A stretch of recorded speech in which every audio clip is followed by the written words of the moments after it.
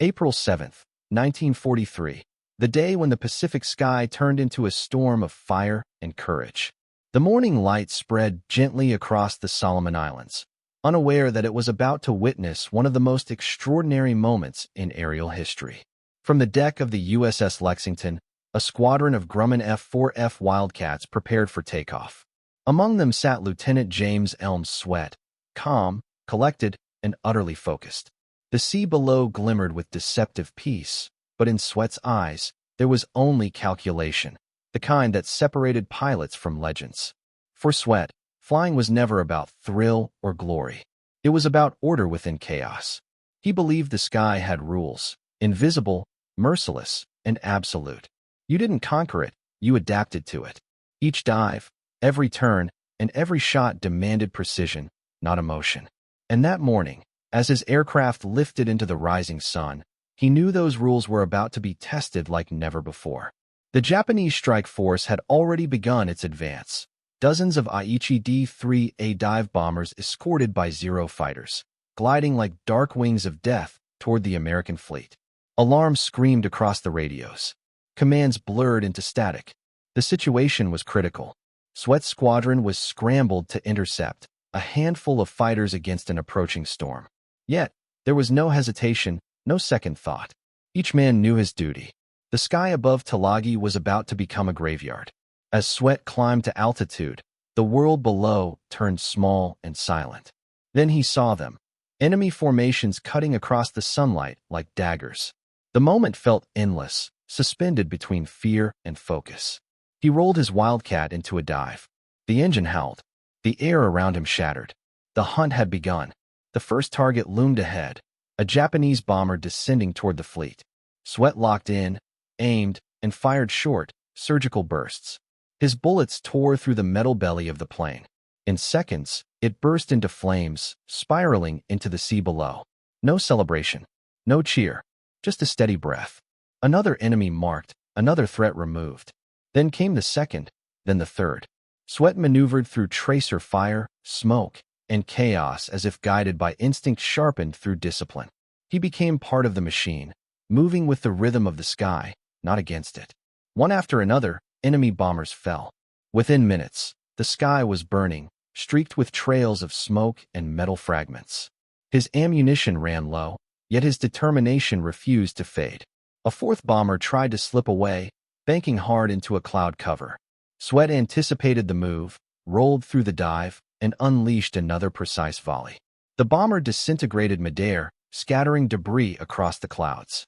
His breathing was heavy now, his hands slick with sweat, but his focus was unbroken. Logic said he should turn back. But the heart of a warrior doesn't retreat when the mission isn't done. Ahead, another enemy descended, aiming for the American ships. Sweat dove again, ignoring the exhaustion clawing at his body. He fired, and the bomber exploded into flame. 5 down. The sky trembled under his dominance. Fuel dwindled. Ammunition nearly gone. Yet 2 more enemies still moved below, ready to strike. Sweat tightened his grip. He dove one last time, his bullets ripping through another bomber's wings. Smoke engulfed the air. His Wildcat shook violently, its metal screaming from the strain. Still, he pressed on. The 7th and final bomber fell, crashing into the waves below, a fiery monument to precision, discipline, and defiance. When he returned to the carrier, the deck was littered with smoke and silence. Mechanics ran to his plane, staring at the bullet holes across its frame. Sweat climbed out slowly, helmet in hand, his eyes calm as ever. He wasn't thinking about medals or records. He was thinking about the men on those ships, men who would live another day because he hadn't stopped. That day, James Elms Sweat became a name the world would remember. 7 enemy planes destroyed in a single mission, a record that echoed through history. But what truly defined him wasn't the number of kills. It was the way he fought, without panic, without glory, just purpose. As the sun sank over the Pacific, painting the sea crimson, Sweat stood beside his aircraft, feeling the weight of the silence that followed victory. The ocean looked peaceful again, but the sky still carried the echoes of gunfire. He didn't see himself as a hero, only as a man who did what he was trained to do, what he was born to do: protect, endure, and never let fear fly the plane. When the smoke cleared from the Pacific horizon, James Elm Sweat stood beside his bullet-riddled Wildcat, gazing into the endless blue above. The silence after the storm was haunting, not peaceful, but heavy, like the sky itself was trying to understand what had just happened. 7 enemy planes had fallen that day. 7 moments of deadly precision that turned an ordinary pilot into a living legend. Yet, as the waves lapped softly against the carrier's hull, Sweat didn't feel like a hero. He only felt the quiet ache of a man who had faced chaos and somehow survived. In the days that followed, the news spread through every base and briefing room across the Pacific. Pilots whispered his name with awe, mechanics retold the story with pride, and commanders recognized that something had changed in the air war.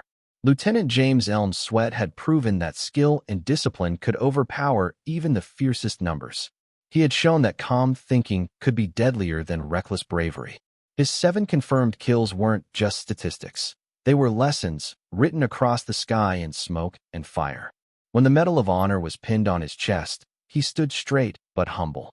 Cameras flashed, reporters asked their questions, and yet Sweat spoke with the same calm tone he carried in battle. "I was just doing my job," he said, and he meant it. There was no arrogance, no pride, just truth. To him, flying wasn't about glory. It was about responsibility. Every man in the air carried the weight of those below, the sailors, the engineers, the families waiting back home. That belief made Sweat different. It made him enduring. War, however, doesn't pause to honor heroes. The missions continued, and so did the danger. Sweat kept flying, guiding new pilots who looked to him not just as a commander, but as a teacher. He taught them how to read the sky, how to feel the pulse of an engine, how to trust instinct only when reason agreed. Never fight angry, he told them. Anger clouds the horizon. It was this mindset that made him not just a survivor, but a mentor who shaped a generation of disciplined airmen. But even heroes are human. In the quiet nights between missions, Sweat would sometimes sit on the deck alone, listening to the ocean and remembering the faces of those who hadn't returned. Victory, he understood, always carried loss in its shadow. The roar of the Wildcat's engine still echoed in his ears long after landing, a sound that once meant survival, now replaced by silence that never truly left him. When the war finally ended, and the Pacific calmed once more, Sweat returned home to a world that was already moving forward. He walked among crowds who would never know the smell of gunpowder or the sight of a burning sky. The medals and honors were placed in glass cases, but the real battle scars were invisible, memories etched into the mind, moments that never faded. Yet, he carried them with grace. To him, peace wasn't a gift. It was a responsibility, to live in a way that justified the sacrifices of those who didn't make it back. Years later, when asked what kept him alive that day, Sweat didn't credit luck or speed. He spoke of awareness. "You survive," he said, "by knowing exactly where you are, in the sky, in your mind, and in your purpose." That quiet wisdom defined his entire legacy. Even in old age, when his hair had turned silver and his hands had lost their strength, his eyes still carried the same steady focus. The look of a man who had seen the worst of the world and still believed in order over chaos. As history recorded his name among America's greatest naval aviators, Sweat never once sought fame. He preferred the simplicity of truth. "We didn't fly for medals," he once said in an interview. "We flew so the men on those ships could see another sunrise." That single line captured the essence of his life: selfless, calm, unwavering. When James Elm Sweat passed away, the world saluted not the number of planes he shot down, but the values he embodied: precision, discipline, humility, and courage without noise. The story of that April morning became more than a tale of war. It became a testament to the human spirit. For Sweat, the sky had always been more than a battlefield. It was a mirror, reflecting who a man truly was when stripped of everything but instinct and will. And though the engines of his Wildcat went silent long ago, their echo still lingers in every pilot who learns to trust skill over emotion, calm over chaos. James Elm Sweat didn't just fly into history. He defined what it meant to rise, to fight, and to return, not as a hero chasing glory, but as a man who found purpose in the storm. His story will forever remind the world that true courage doesn't shout. It breathes.